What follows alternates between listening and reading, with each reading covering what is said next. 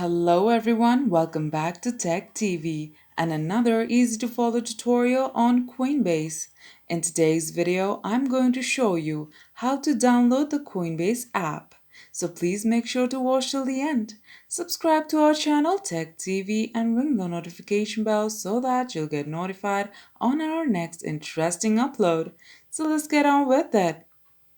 At first, open the App Store or the Play Store on your device.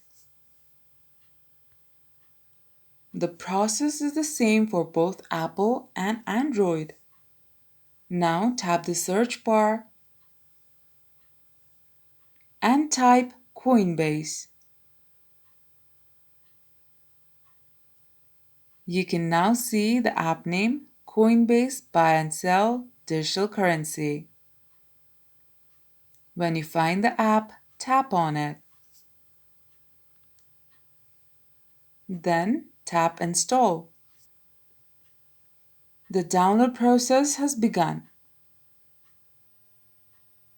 After the download process is complete, go to your app drawer.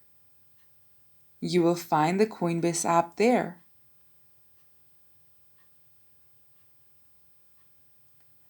And that's how you download Coinbase app.